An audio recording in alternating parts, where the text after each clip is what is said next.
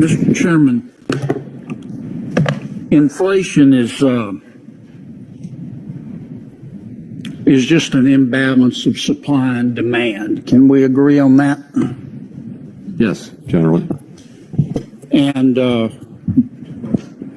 put a little finer point on it, our inflation at this time, and this is the case with respect to most cases of inflation, demand is greater than supply, so prices go up.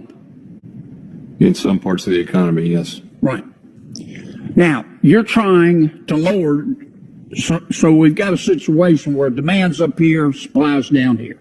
You're trying to lower demand. Is that correct? Yes, while also giving the supply side time to recover. There's some ground to be covered on that side. Yes, but you've talked about your role, scope, and mission, and your job is monetary. You're trying to lower demand. Well, I'm trying to I would say lower demand growth. We don't know that the demand has to actually go down, which would be a recession. Well, 70% of our economy is driven by consumer demand, and you're trying to lower demand and slow the economy down. Am I correct? I guess I just say we're slowing down growth. Right. That's what the economy is. Growth. Yeah. Okay. Exactly. All right. There's another way. The two aren't exclusive. You alluded to that. You can also lower demand, but you can increase supply. Can you not? Yes. And that would solve inflation. Yes, it would. Now, Congress's job is not to deal with demand per se. A lot of the bills we pass impact demand, but that's the Fed's job. Right. Okay? Now, I'm not going to ask you to comment on any specific bill, but tell me the things that Congress could do right now while you're lowering demand, not you literally, the Federal Reserve, what we can do right now to increase supply.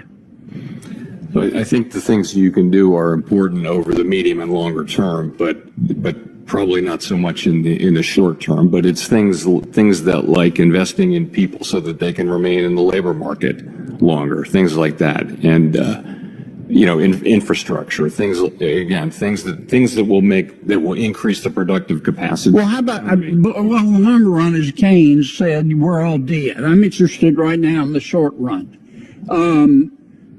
What about if we reduce the regulatory burden, let's say on refineries, wouldn't that incent refineries to start refining more and help on the supply side?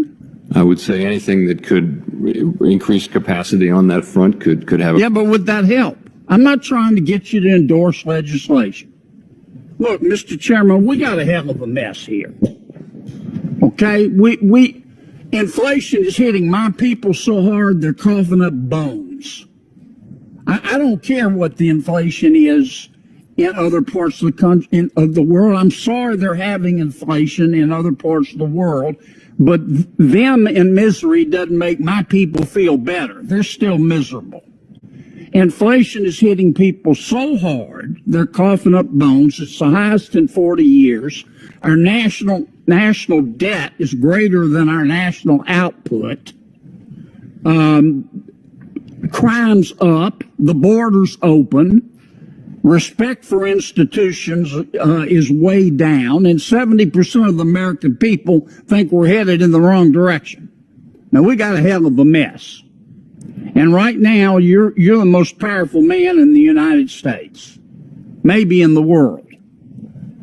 We've got to President Biden, I don't blame him. I understand politics. He keeps saying, well, your 401k has crashed and gas has gone from $2 to $5 a gallon because the economy's so good. And the American people know that's not true. Now, other than relieving regulatory burden, well, let me put it in the form of a question. What if the United States Congress said, look, we've got a budget. We're going to freeze spending.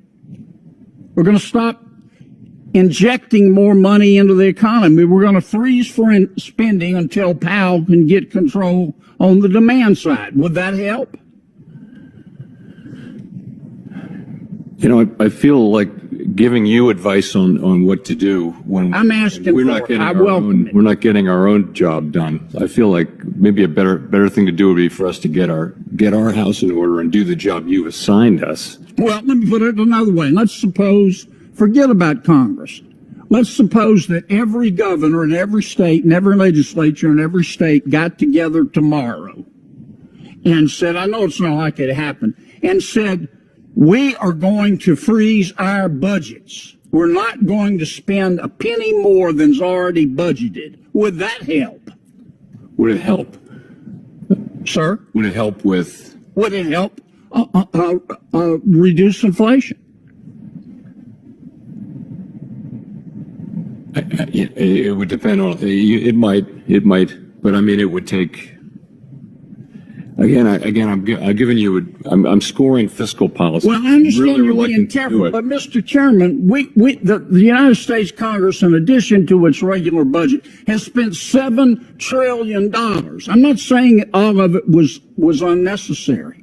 On top of that, the Fed's increased its balance sheet from $1.5 trillion to $9 trillion. $9 trillion. I know you're cutting it back, but we've injected all of this money into the economy, and then people go, well, we have inflation. Duh.